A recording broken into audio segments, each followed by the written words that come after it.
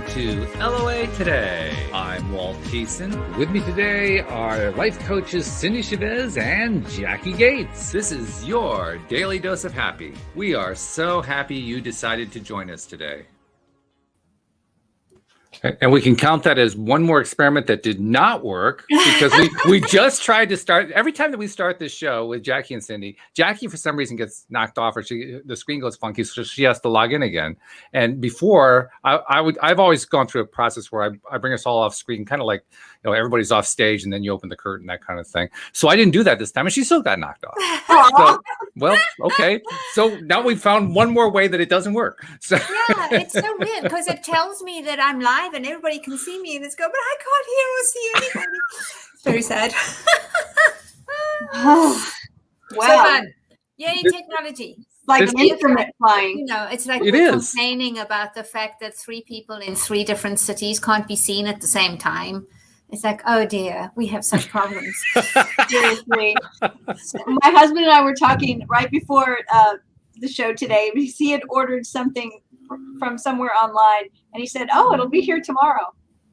And I said, remember ordering things back in the day? Like, I'm really telling my age here, right? But it's like, remember you had to fill out a little form and write a check and mail it off, and it was like, allow 6 to 8 weeks for right. Yes. Think about how many things change in 8 weeks now. That's like, you know, eons away. So it's funny you should mention that too, because Louise and I went to the Cape Cod for a few days a month ago, and we stayed at a place where we had some interesting polarity adventures there that I won't go into. But the bottom line is I had to send a check to the guy to cover a window that got broken. There's a story there I'm dying to hear. Oh, it's quite a story. But it's actually a lot less dramatic than you think. Literally, we're going into the room in the middle of the afternoon, entering for the first time. It's a self-check-in kind of thing. Mm-hmm. And it's a very, very, very old Cape, very, very old style house on the Cape. Yeah. And we go around this long extended porch that wraps around the house, and we're walking all the way around to where our door is to go in. And I set my rolling suitcase next to me so I can open the door, and the rolling case slips over. The handle hits a window pane 1 inch off the ground and breaks the window pane. So, you know, it was an opportunity to practice staying up when you're being inclined to go down. I love that you see it that way. Well, I was practicing it. I've been practicing that a lot. Indeed. Yeah. But the interesting side story that goes with it, I obviously said, I contacted the guy. Sorry, I broke your window by accident. I'll be happy to pay for it and so forth. And he got it fixed and then told me it cost $100. I said, okay, I'll arrange to have my bank send you a check for $100. Well, that's where the adventure started. Oh, that's where the adventure started. That's where the adventure started, because it turns out, and I won't even go into any kind of commentary on it, but for whatever reason, the postal service here in the United States is even less efficient than it used to be. Because as it turns out, if you send something in the mail, often it will get there within the normal time frame, but sometimes it'll get really lost.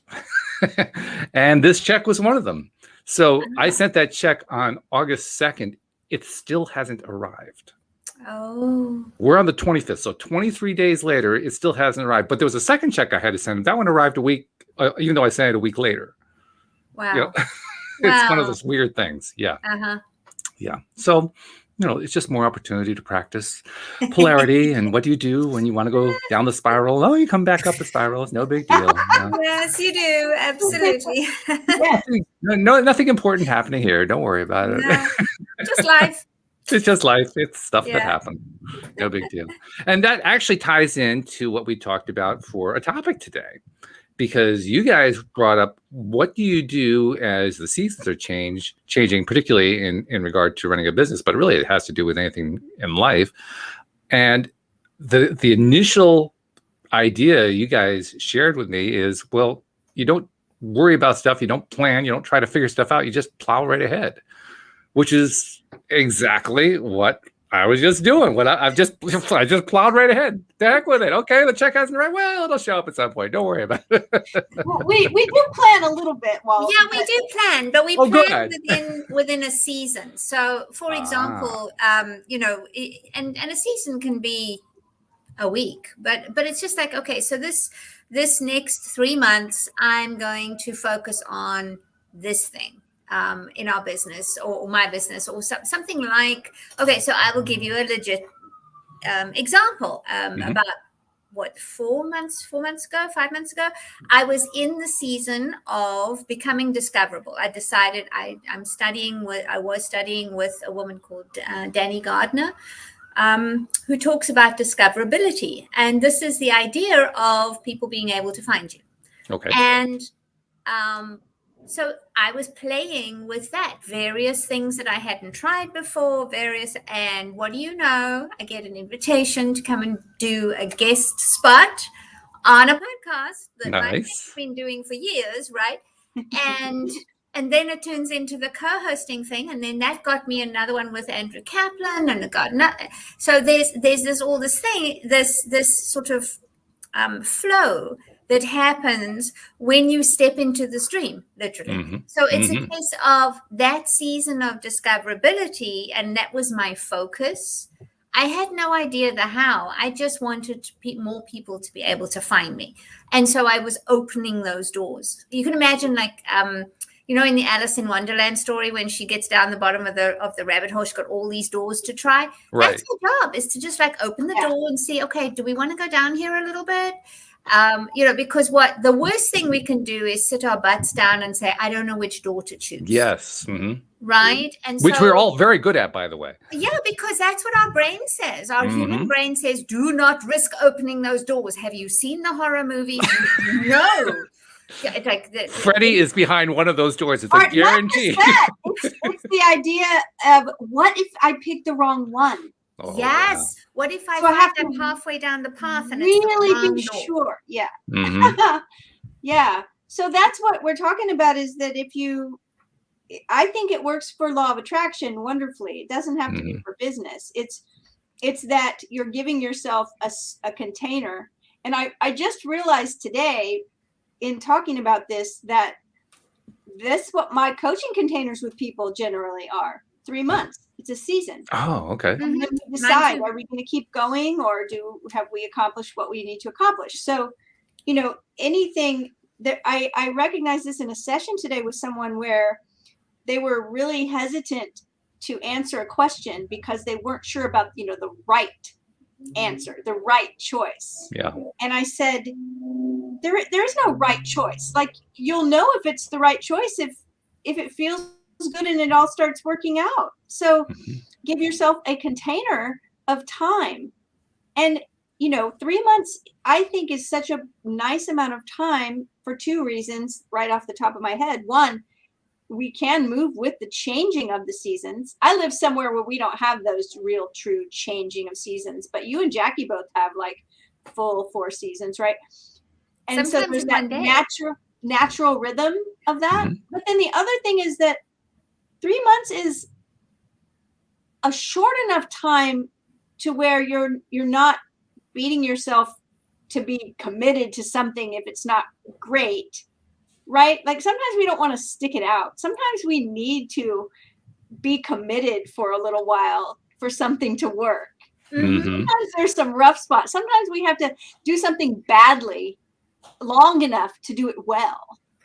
So we don't quit too early with that 3 month period, but also it's long enough to let it unfold, and it's short enough to where if we really start feeling like this is not working, then we know we gave it our best shot for several months, and then we can change with the season again. So I think we could work it in with intentions for conscious creating those segments of time for, I don't know. I'm excited about it. It's feeling good to me. And this will be my second sort of round with it. And it feels even better than it did last time, because I'm sort of more used to the idea of like, okay, I'm going to put these things in place. And I even mean intentions, thought work, all kinds of things for the next 3 months. Like, we talk about identity a lot because coaches do that, right? It's like, this is my identity for the next 3 months. This is who I am. I'm this person that's creating this thing. I don't know. I like it. I think it's a really I find it really helps, because I'm kind of a master at starting things. I'm really good at starting things. Not so good at the maintaining of stuff, right? The minute it gets to be tedious or boring or awkward, or I'm not getting the results I want, then I have in the past tended to go, well, maybe I should try something else. Instead of saying, maybe I should stick with this a little longer, right? That's what Cindy was saying. So when I have a container set up and I have bookmarked in my calendar that like on the first day of that 4th month, right? So we're going from the 1st of September to the 30th of November. So on the 1st of December, I have an appointment with myself to review this, to actually give myself an overview of what went right, what didn't go so well. Am I enjoying this? Are things conspiring on my behalf? Or am I getting billboard size signs that are saying, yeah, no, don't, this is not good, right? and really, when I know that appointment is coming up, if I start to get a wobble about halfway through, I'm much more inclined to stick with my intention. Wow. I'm much more inclined to say, okay, so this is what we might call vibrational whiplash, which is that thing where the reality that has been until now is kind of pushing back against the reality you're creating and saying, is this what you really want? So there's that wobbly part. And in that moment, it's so easy to go, oh yeah, no, I'm done. I can bail. This is not working. But in fact, it is working. This is the watershed. This is where, where you step up and be instead of just doing. And when you're being that and you've decided to be that until the end of this container, you will more likely see it through. And what's really cool is, as far as, human sciences and stuff, they say it takes 30 days or so to create a habit, which means you've got 3 cycles of habit creating. So there's that little piece as well, that if you're trying to become somebody who doesn't smoke, right? If you're trying to become somebody who doesn't eat so much flour, it's easier to see it in 3 30-day increments, and you can eat a dozen, almond croissants on December 1st, if that's what feels right. Okay. But chances are when I get there, it's like, I'm going to be enjoying the way I am now. And the almond croissants will have lost their luster. I'm not banking on that, but I suspect. Well, it's a good plan. I like the plan anyway. Yeah, that's the plan. But yeah, and it's really very, it's both a permission slip to experiment and a container in which to be firm with yourself, to stick to your intentions, to show up for who you want to become. And it's short enough to feel both effective and not like like a handcuff, like internal. Yeah. And you have an out over there. Which is important. That's very important. I want to take a moment to say hello to people in the live stream, Marissa and Maxwell and Jeffrey and others tuning in, saying hello. Maxwell is tuning in from Malawi in the southern part of the African continent. I know where Malawi was. I was a neighbor. Hello. Yeah. And Marissa's tuning in from Saskatchewan in Canada. So we got quite the international presence going on today. I always think about those kids who have to learn to spell Saskatchewan. Oh, yeah, that's a rough one. Where do you live? How do I spell that? I had enough trouble with Jacqueline, with all the CQUE. I remember that part. I was very glad to live in a town with 1 syllable. It reminds me of a very, very, very old and dumb joke about a kid who's in school, 2nd or 3rd grade, something like that. And the teacher says to him, "What's your favorite flower?" He says, "Chrysanthemum." She says, "Spell it." He says, "I just realized I like roses a whole lot better." That's it. That's so funny. Yeah. But the point you guys are making about this you're calling it your containers that you're working in. What are you calling this structure of working like a 30 or 90 day schedule and planning and setting yourself up for appointments and all that kind of stuff? What do you call that? It's just a seasonal plan. Seasonal plan. Okay, that's a good word. Seasonal planning. And yeah, it's we got the idea from Danny Gardner, which you can Google. She's it's really an impressive mini course.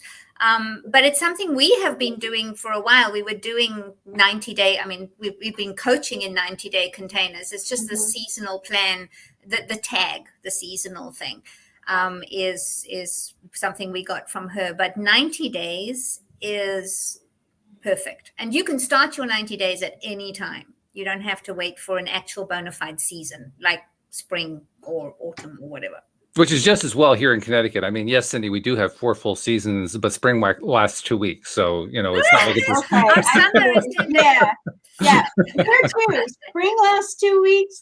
Fall lasts 2 weeks. And winter lasts about 4 years. a month and a half. So summer lasts for eternity. Yeah.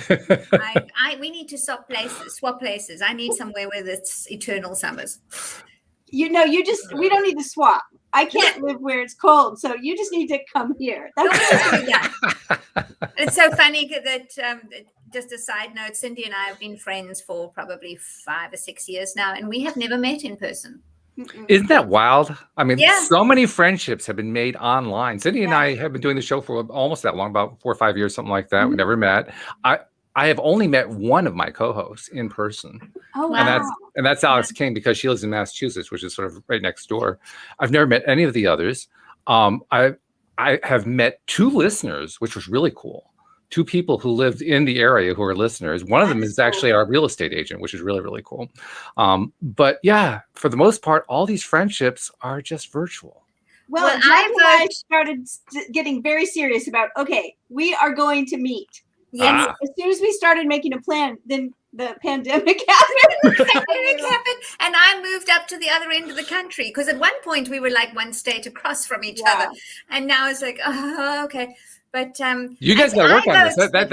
That's working in the opposite direction there, guys. I don't know if you realize that. Right. I vote that when the pandemic is not over, it won't be over, but when we have a handle on things that's better than the handle we have now, I think an LOA Today gathering would be so fun. I love that. Wouldn't that be fun? Just like a weekend, and we get to meet all the co-hosts, and anybody who wants to come, we can do a big Zoom. Right?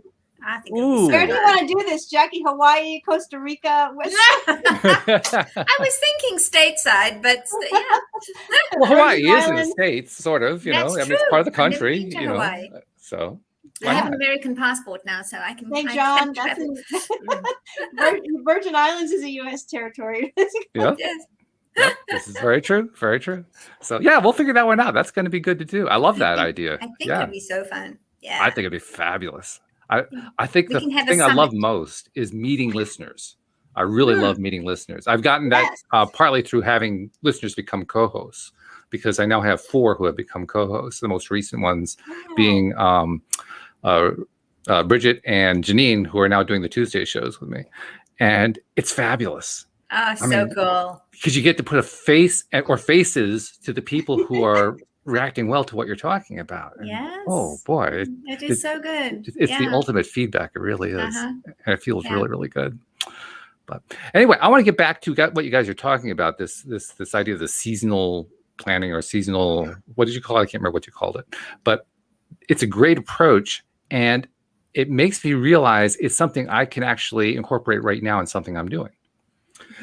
Because Cindy will actually remember this. Last April, I think it was, when Monique Scott was doing the Wednesday show with us, we were doing a bunch of the Pam Grout experiments. And in one of those experiments, Monique actually ended up manifesting herself off the show. And and I ended up getting this really wild idea about advertising in Facebook groups. And it's been percolating for quite some time. I got a developer. The developer has actually finished writing the software. And I am now sitting here with the software in hand, and all I got to do is launch the thing. And I'm holding off. I'm not launching it yet. And I was asking myself that question, why am I putting this off? Why am I putting this off? And I realized, well, I have a very good reason I'm putting it off. There is some management that I have to do, particularly in the first month or so. And I'm still in the middle of the gardening season, and that's enough to deal with right now. You know? So I'm kind of putting it off for that reason. But the gardening season ends at the end of October here in Connecticut. At least with our business, it does. I can't speak for others. But bottom line is, there's my new window. My new window starts November 1st. Perfect. So, okay, here's what I know I can do that is probably going to be very counterproductive. And it is a pattern that is longstanding. I can perseverate about that between now and November. And up until November 1st, by the time November 1st comes along, I can be a nervous wreck. That's unhelpful. Very, yes. Which is why I bring this up as a potential talking point. So, I mean, I kind of imagine that this whole seasonal planning thing is something that you normally don't put off for a couple months like I'm doing. But in that advent, I mean, have you guys ever come up with a strategy for making sure you don't perseverate about it? Well, there's actually part of this idea is that when things come up that aren't in your season that you're planning for, you add it to a list of things that will be for the following season, right? Following seasons, yeah. Yeah, and so, and also knowing what you said that you had already progressed to having like the software or whatever, but that there was some management. It's knowing like your first step and maybe then the step that comes after that, so that you have for yourself a plan, a structure that has actual steps to it, instead of just like all this stuff's going to happen. And right. In other words, that's what gets us overwhelmed, is when we're looking at 10 steps ahead. And we do that a lot, especially with anything, right? Anything that has any project that has any depth to it, it's going to have lots of steps actually. And sometimes we don't break those down. So we're looking at all of it and it feels overwhelming. And of course the uncertainty is there as well, because it's something we haven't done before. So we just put it off. Like they call that paralysis by analysis, because we're just going. I invented the term, by the way, for myself. Just wanted to let you know that. You look up the frame, you look it up in a dictionary, you see my picture there. So if we know what our first step is, and maybe for a big thing like this where you're planning for a 90-day period, a couple of steps in, and you just give yourself that. You're like, well, I know what my next step is. And if it's something I learned from one of my mentors that I think was wonderful, was your next step is obvious and easy and doable. And if it's not, then it's not your next step. It could be your next, 50 steps, right? It's like if you break it down to just know what the very next thing is. And if it's overwhelming, it's probably a bunch of things bundled together. So it's like just the next thing. What is that? And it's like that saying about how do you eat an elephant, one bite at a time. So I think that's it for you, Walt, is that you just know what the next 1, 2, 3 steps are. And you don't worry past that. You're like, I'm going to do those things at whatever time during this container. Well, then you're reassuring me, because that's pretty much what I'm doing. There you go. Yeah. See, for me, I would see that version of you that has launched this piece of software. Okay, so if you take your timeline, as we know it's not linear, but for this example, we'll pretend it's linear, right? So your current version's over here. That version of Walt who has launched the software is over here. There's lots of versions of you in between, including the one who finishes the gardening season. And so maybe you have to be him first. I was going to say that's actually your next step, is finishing the gardening. Finish the gardening season, right? But there is, if you tap into the version of you that has launched the software and look back at what you did, he will have information for you. There are steps that you took. There are things that you decided to do that version of you in that piece of your timeline knows, and you can tap into it. If I am Walt who successfully launched this and suddenly I'm in all these Facebook groups and it's really, really going well, and I didn't dither myself into, paralysis in the process, I'm really pleased with how I did this. What did I do? That's the question. And then you do the Dr. Strange thing and you fold time. This version of you talks to that version of you, to your current version of you. And you can then go, All right. So what can I do now with what I have? It's always the most potent question. What can I do with what I have right now that'll scoot me closer to what I want? And the answer is, for you maybe, is 75% of your focus and attention, or 80%, goes on the gardening right now. And just a few pieces go on the next thing that you can do to launch your software. Who would you talk to? Making a bullet point lists, anything that feels, even if it's just visualizing it. I'm going to be talking in this group. I'm going to be available to this many people. I can see this happening, whatever it is. But there's a version of you. The reason that version of you feels like you're backing away from it is because it's too future. You got to go to your next future self, which is the guy that finishes this gardening season. So my suggestion would be to have your next season just be the gardening season. Finish that with an eye to your next season being Walt, who launches this piece of software, and it can happen maybe on, I don't know what kind of a window you need, but maybe it's right after Thanksgiving, or maybe it's the 15th of November. And so you've got a little run up and then you launch, but you will be ready for that because you've been becoming that version of you intentionally. That's another thing is when ideas come into your head, you can know that those are for after the gardening season's finished. And you just write them down in a notebook and you just keep adding to them, but there's no pressure, right? It's not like, oh, I'm writing all this down, but I'm not really getting to it yet. Nope, because it's all pushed over to after this is finished.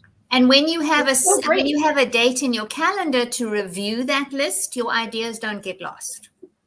Because we all have brilliant ideas. And I mean, I have a notebook that I catch my ideas in because I can't remember. I think it was in, there's a book called Big Magic. Is that Brene Brown? I'm not sure.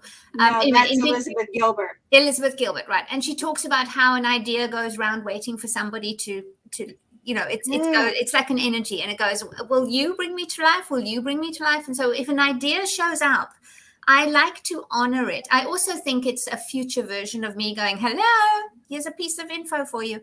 And then I will capture it in my ideas book. And then I have a time at the beginning of each month, and now it's at the beginning of a season for sure, where I go back to my ideas book. And if something jumps out at me, I'll go, oh, yeah, I'd forgotten about that. I can make it a thing. I can put it into my calendar. I can put it into the run of play. I can make it part of my program notes for the season. So it is all the theater analogies here. Of course.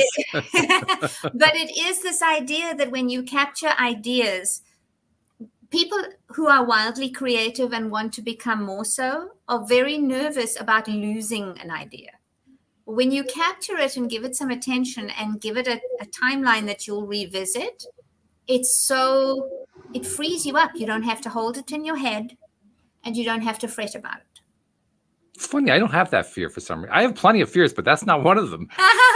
Seriously. I mean, I know other people do. They're worried about losing the idea or something like that. Not so much losing it, but forgetting it. It's like if I don't act on it now, it won't happen. My ideas are mine are more like the one you were talking about before, though, where it just keeps knocking. Are you going to bring me to life? That's the way the ideas are for me. I get the idea, and it's like, oh, come on, you haven't acted on me yet. Come on, let's go. What are you waiting for? We brought this up yesterday. We talked about this 2 days ago. Why haven't you done? That's the way my ideas are. They just keep knocking me on the head. Like, okay, all right. I'll do something. Give me a moment. Well, then you turn around and say, okay, what to do first? You've got this grand plan. What's the first step? And I love what you were describing about how you kind of divvy up the time a bit, because you're right. At least 80%, probably 90% of my time has to go toward the gardening business right now. Ironically, that's really not where I want to put the time. I want to put it on the new project. Of course you do. Realistically, I have to put it onto the gardening service project. I have a client who has a very small person. I think he's 5 months old or something now. And she was feeling constrained by having what I refer to as a mini dictator in your house, because basically, your that kid doesn't give a damn about your schedule. And so there is this push me pull you with,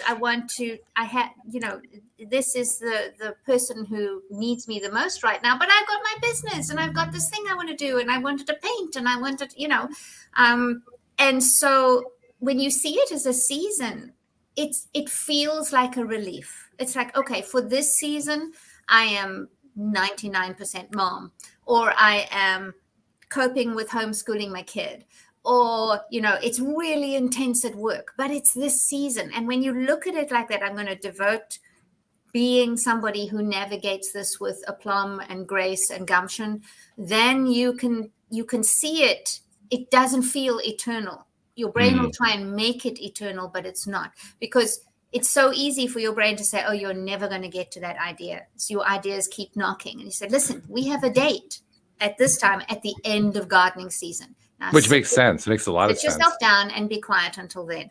It's also a great advantage of gardening, because we actually do have seasons. We don't have to kind of invent a season. It's a real season. And I can tell you exactly, we are 66 days away from the end of that season. I know for a fact. I don't even have to have a calendar to mark off the days. I can tell you.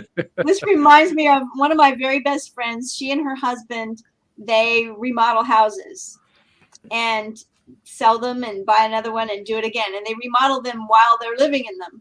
And they do some amazing work, right? But so often in that process, because they're living in the house that they're redoing, they'll be like, one of their bathrooms won't be working for a couple of weeks, or they have no, sink for a couple of weeks. It seems like if they get everything going and contractors show up the way they want them to, it's like a 2 or 3 week turnaround for like different things. And she has said, like, I've been friends with her for decades, and she's done dozens of houses while I've known her. Wow.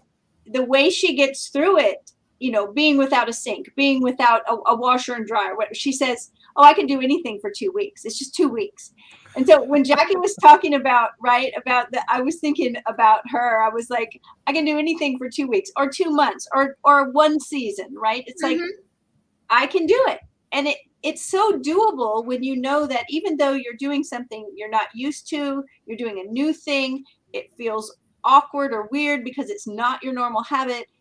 I can do this for 3 months. It's not 5 years. It may turn out to be 5 years because I may love it in the end, but it's just 3 months. So I think it was really helpful for my client today to be able to step back from making a decision and realizing I have to do this too, because I have a tendency to really overthink things, because I feel like every decision is for eternity. Every decision is like forever. So it must be the right one. And very few decisions are forever, right?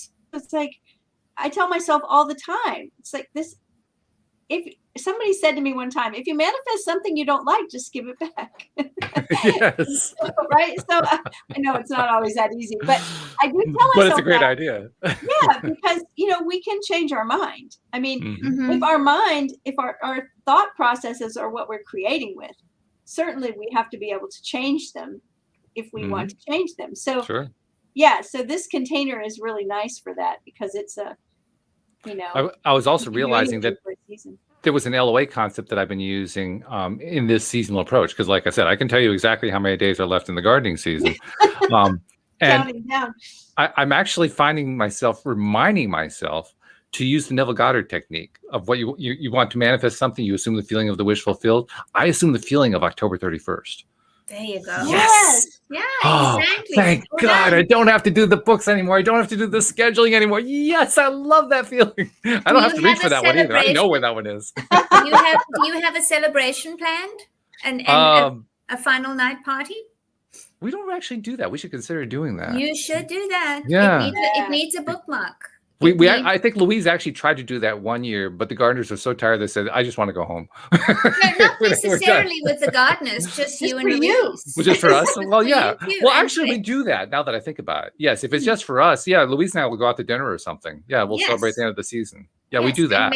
And make it a legit celebration, a final night party and all that. It's so important to bookmark these things in our lives. It stops that blur, right? Where one day just runs into the other and whatnot. Yeah. We I noticed that with my grandbabies. There was the celebration of the first time that he sat up, and the first time that he stood up, and the first time that he did one circuit of the ottoman without falling on his face. There were all these celebrations of these little things, and yet when you get to be a grown-up, it's like day after day. We don't go, holy crap, I made it through another day at work without killing anybody. Go me. And we don't do that, right? It's like, we tend to just gloss over everything. We do. And this way, I've got into a practice of a weekly review. On a Friday afternoon, I'll look back at my week. And the number of times that I think I'm remembering all the crappy stuff, I will remember those pieces that, that I wasn't feeling well, or that something went haywire, or whatever it was.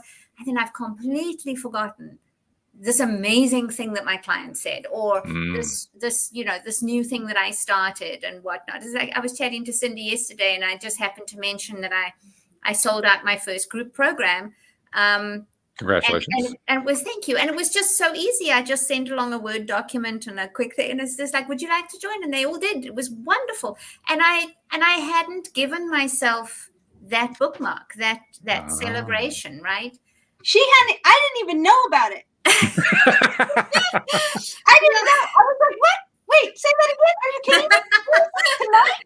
Like, I didn't even know. So she hadn't even told me, right? It's like, and that was just because it was a season of experimenting with the creation of a group program. That's all it was. It was like I had all these one-on-one clients who finished their one-on-one container and weren't really up for another one.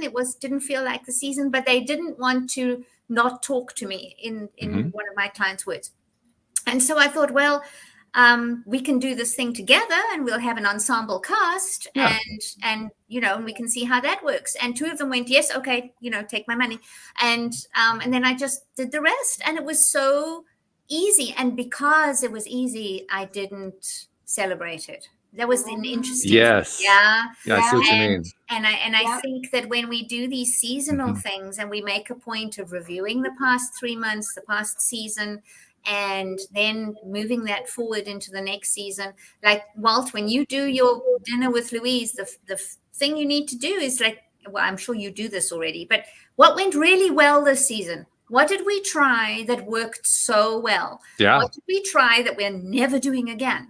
That kind of thing. So that when you're set up for your next season, you've got this little handbook idea thing, manual of how to, of the practices to take forward. And I'm finding that more and more with this review, with the seasonal container, review the past season, move forward into the next one, and just keep track of your intentions, of your identity, and who you're becoming. And it's that tapping in all the time that makes it inevitable. It does. In fact, as you're describing that, I'm also remembering and realizing that, yes, we'll do that celebration at the end. Yes, we will identify what has gone right, what hadn't worked out well, and so forth. But more than that, I'm realizing this is like a continuation of what I'm trying to do during the season. Because during the season, I'm also trying to identify what's going right, what's going well, especially when I find myself focusing on what's not going well. That's literally what I was doing an hour ago, not 1 hour ago, because Louise and I were going over some stuff. And right now, literally, I have half my staff down for various reasons. So it creates stresses, as you might imagine. I'm thinking, oh, God, once again, half the staff is gone. Oh, but wait a minute. The good news is I actually hired enough staff so that if we did have half the staff down, I'd have coverage. Oh, yeah, that's right. We got coverage. Hey, yes, and then you pat your previous self on the head and go, well done, you. Exactly. That was really good. Yeah. I did that yesterday, Jackie. Jackie and I yesterday worked through on our own, but at the same time worked through our review of the last 3 months. And I honestly, when I first started, I thought, I don't really think I'm going to have much to put here. And then as I started, I just started remembering all these things that I had accomplished, all these things that I had done. And I had a whole page, a half a page written of things that I was like, wow, like, okay. And part of it is that, if they become automatic, they become, easier. And so we just blow right by them and we don't think anything of it. But when I saw them there on the page all together, where like 15 minutes before I was ready to say, well, I really didn't accomplish anything in the past few months. It's encouraging. I think it's very encouraging when you do that list. You could, because now all of a sudden you realize, well, first of all, yes, you realize you did kind of gloss over stuff. But second of all, you realize, oh, wow, I really did accomplish a lot. There was a lot of great stuff that happened. And now I've got a whole bunch of stuff. If I take the time, there's a whole bunch of stuff on my list. I can go through one at a time every single day and celebrate one of those things. Or maybe more than one, maybe 20 of them. I can just keep celebrating the heck out of them. Well, plus it totally shifted. Like, that was the very first thing I did working through this, was reviewing before I went forward. And I kind of was like meh about it. You know, it's like, I'm not I didn't feel super motivated. I didn't feel inspired. You know, but I mean, you know, it was like I was going to do it. Once I got all those accomplishments down, the vibe shift was so great that I was like, all of a sudden I was just fired up. Like, we talked a few hours later yesterday afternoon after we had done that, and we were both kind of fired up. And it's like, by the time we got done talking to each other, we were really fired up, right? But it started with like recognizing, okay, there's more here than I am giving myself credit for. I'm hearing something of what you're talking about there, where it's one of those, I recognize and I remind myself that this happens. You almost described like you were surprised. And that's a very common feeling for me. I'm surprised. Oh my God, something good happened. A whole bunch of good things happen. Why am I always surprised? I should know by now. Of course it's going to keep happening. But each time I'm surprised. Why am I so surprised? And you know, it's so fun because it is that you are surprised, and why are you surprised? But I think it's just how our human brains work. You know, they're designed to keep us safe, and celebrating all the good stuff, it's like, okay. But as far as your brain goes, it goes, yeah, that's a good thing. But when it comes a bad thing, it's like, okay, this is a problem, right? Warning. Yes, warning. So, so because it's just doing what it's doing, so we have to kind of train it. You know, it's like pulling a toddler out of the toy aisle at Target. You have to keep dragging it over here, and eventually it'll get to the point where it goes, oh yeah, I know how to do this. And so on a day when you're feeling wobbly and like you haven't accomplished anything in your 57 years, then you go back and you go, wait, now I know that is a thought error. I know that's the toddler in the toy aisle. I can go now. So what do? I go back and list a few things. Okay, so what did I do? What went fabulously? You know, and then you can go back and surprise yourself, because you will, and that's part of the juiciness. It is part of the juiciness. Is that whenever we experience trauma, and we all have, and even recently, right? Just the weight, the emotional weight that we're all carrying because of what's going on the planet. When we experience trauma, our body, like I'm saying this because Jackie just said, you know, we want to be safe, right? And here's the thing that we have to remember is that our brain always interprets emotional charge as a threat if we have any kind of trauma in our history that we haven't healed. So when things start to get too good, we're charged up, things are really awesome, our body sometimes perceives that as something threatening because it's out of the ordinary, and it doesn't quite feel safe because it feels very big and expansive and like I don't know how to deal with this. And so sometimes our brain tries to get us to just shut it down. And I think that happens. That sounds all super dramatic, but I think it actually happens in very small, subtle ways too. And I think that's what I did yesterday. Like, I was just sort of shutting everything down. And then when I finally looked at it, it was like, oh my gosh, like there's a lot here, right? So sometimes we have to just be really gentle with ourselves. We have to do all the self-love work and the mirror work, right? So that we want these things for ourselves and we're not fearful of them. I told someone today, look, they were talking about all of the work they had done. And I said, but self-love is a relationship. So you don't get in a relationship with this wonderful person and they are just telling you how amazing you are. For the first 6 months, they're just building you up. And then one day they're like, okay, I mean, I did all of that already. Well, right? you can do that if you want to. It just won't last very long. That That's would the problem. never work, right? It's like, oh, I've been telling you how wonderful you are for 6 months. Do I have to keep going? Yes, it's every day. It's for the rest of your life that you keep this self-love relationship and that you keep all of this. And what are you doing when you do that? You are building safety in your body so that, like Jackie said, so that your brain won't continually be like, danger, Will Robinson, right? Like, we got to keep you safe. Stop. Don't do this. Don't make these plans. Don't try something new.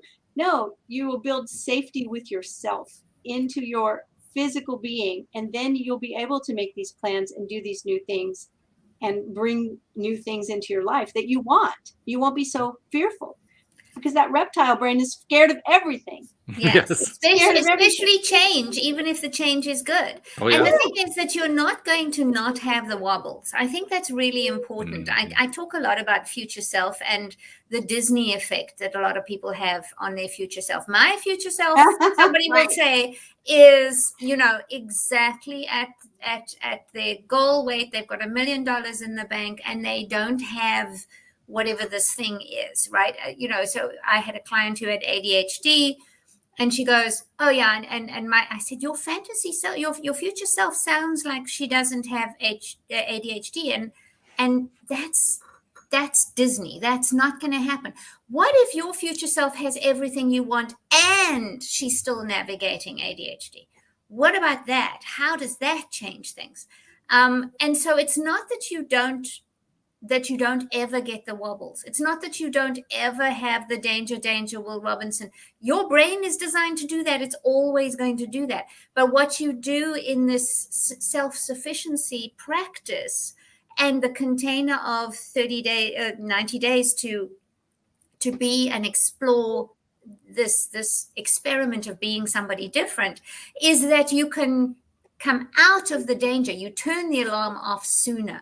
You don't spiral for 3 or 4 days. You don't dither. You're not in paralysis, right? You don't have it's not as much of a time suck being in that state because you can teach yourself to come out of it sooner. You love yourself through it. It doesn't make it a thought error sooner and work your way through it. And love yourself through it, and compassionate. Is that a word? No. Anyway, just be compassionate as you go through it.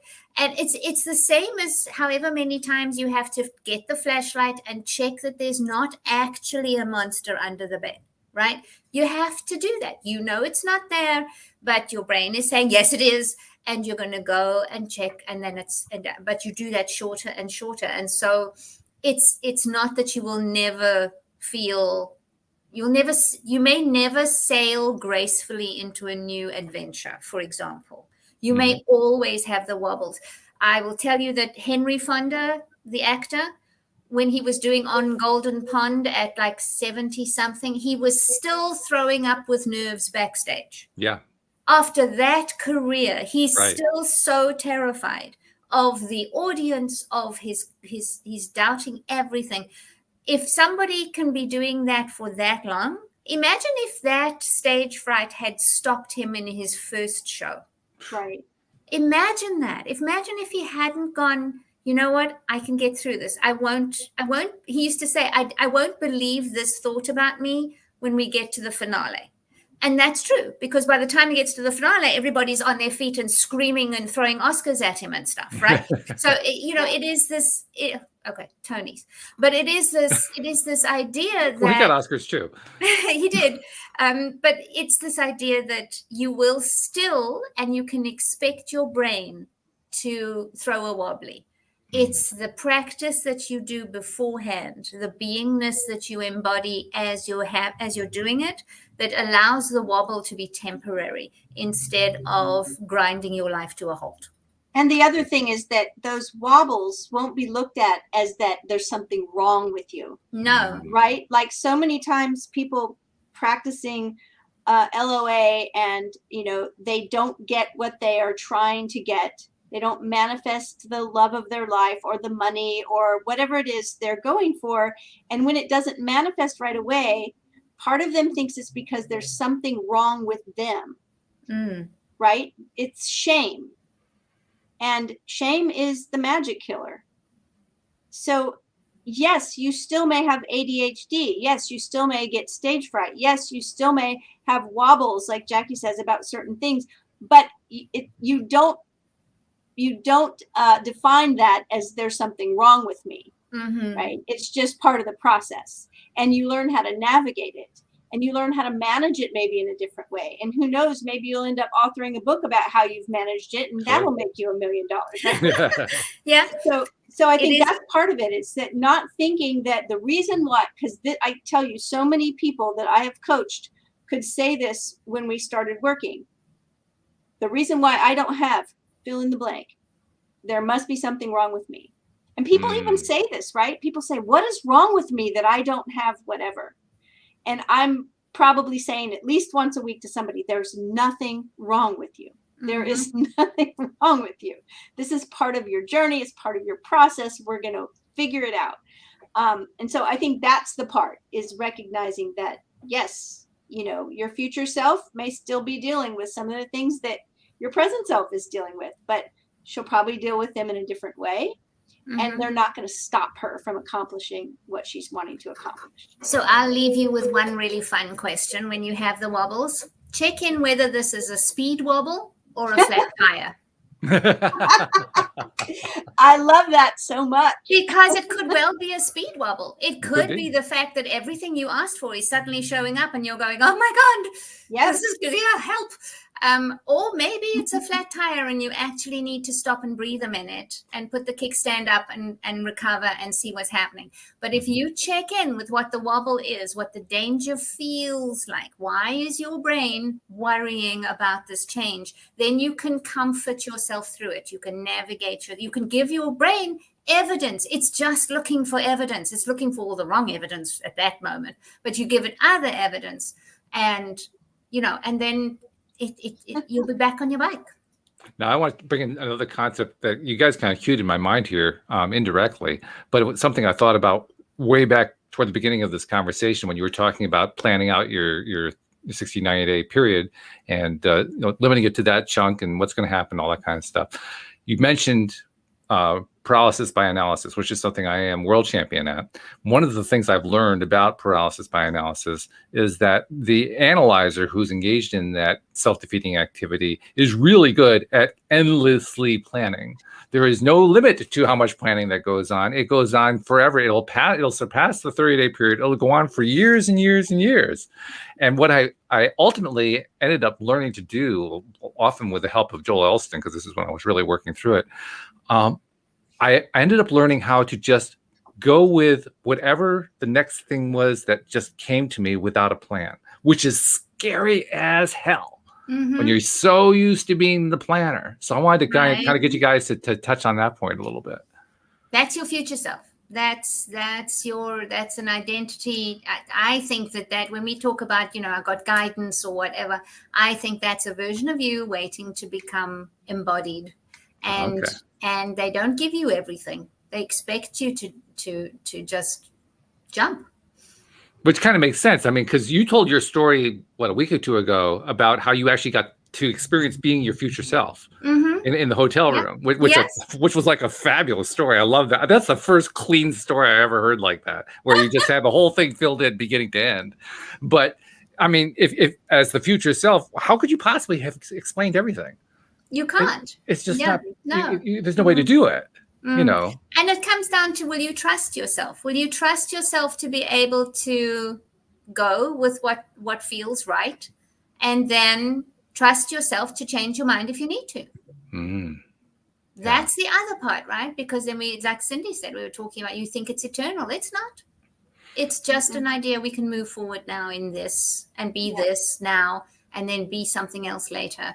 And and if changing your mind is part of a creative enterprise, and it takes a hell of a lot of courage. And unfortunately, somebody who changes their mind a lot gets kind of denigrated as far as the society goes. You'll be called a flake or whatever. But but that's just because people are stuck. Yes. So when you unstick yourself voluntarily and sooner than most, give yourself credit for it. I like that. Agreed. And I love the idea of, when we do this as a season, whatever you decide the season is, right? But there's an end date and a review that's coming up. And so there isn't any well, I'm going to do this for a little while and see how it folds us. No, I'm going to do this for 3 months. Yeah, or 10 days, or the next 4 days, or the next 24 hours, right? Yeah. Which is giving it a chance, basically. I mean, you just don't kill it before it gets a chance to get started. Right. I did it this afternoon. I'm trying to break a habit of snacking between lunch and dinner. I don't know why it's been an issue, but sort of around about 2 or 3 o'clock, I'm going, I have the munchies. And then I start prowling around the kitchen. And I am actually not hungry. I know that. But I just have the munchies. And so this afternoon I went, I am becoming somebody who doesn't eat before dinner. And so I poured a glass of water and I came and sat down and I was getting involved in something. And before I knew it, it was 3 o'clock and it's time to start the podcast and fight with StreamYard. But that, and so now I have literally, as we're finished now, I'm going to go off and make dinner. So I now today am a woman who didn't eat between lunch and dinner. And that is just because I took this afternoon as my season. Wow. Nice. Wow. Yeah. So you're demonstrating that do the same again tomorrow. Seasons can be almost any length then. They don't have to be 60, 90 Just days. give yourself a container of time and commit, set your intention and show up for yourself as that. Well, that's the battle right there. I mean, I don't even normally like to call things battles, but if there's going to be a battle, that battle is it. Show up. Which isn't much. I mean, the fight's over at that point. Yeah, your current self is arguing with your future self. You just got to, you want to, which is that story, which wolf wins? It's the one you feed. Yes, right. Yeah. So put your attention on who you're being that you want to be, not who you were. We all have resume roles. We don't need to stay in them. It's reminding me of the joke about the two guys who are out in the woods and they encounter a bear.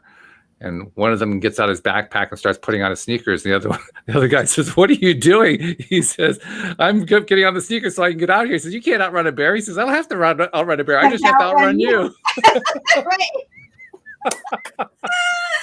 Oh, that's good. Yes, I had heard that and forgotten it. That is really cool. Yes, absolutely. Oh, well, we love incorporating humor in this. That's what makes some of this so much fun. Well, for a call that started off with no plan, we did really well. It's amazing how that happened. I mean, Cindy, true, right? We have a 100% track record when it comes to having no plan. Every single time. It works out perfectly. Correct. Yes. Yes. Remember that next time you get in a froth about starting a call with no plan. Well, actually, that is true, though, because it's happened so many times now. I don't get in a froth anymore. There you go. Perfect. For me, it's like, well, I don't know. What are we talking about? Well, we'll figure something out. No big deal. Yes, absolutely. I love it. Which makes life so much easier. And by the way, there's something delicious about it, right? Because there is. It's so spontaneous and unscripted. And then it becomes that journey, right? We all need some improv. Because now we get to find out, gee, I wonder where it is going to go. Yeah. That's the great part. All right. Well, once again, the best coach man in America has gotten some wonderful advice from two of the best coaches in America. Really, really cool. But really, no, seriously, I appreciate you ladies both very, very much. Thank you very much for all these insights. I love this idea. Seasonal plan. Yeah. Yes, and the season is whatever length you need it to be. There's whatever no rules. You need it. Nope. Yeah. Time is at your disposal. I love it. Really, really good stuff. So thank you guys very much. Thank you to the live streamers who are calling in from all over the world. That's pretty cool. Yay. Checking in from everywhere. Yes. Boy, that's when I know we're really reaching everywhere. I mean, I love the fact that we've reached an American audience for so many years, but when they're coming in from Africa, I say, yes. All right. I love this. Yes, good stuff. So good. What an age we live in. It really is. So thank you, ladies, very much. Thank you, everybody in the live stream. And thank you especially to podcast listeners everywhere. We'll see you all next time here on LOA Today. Goodbye, everybody. Bye.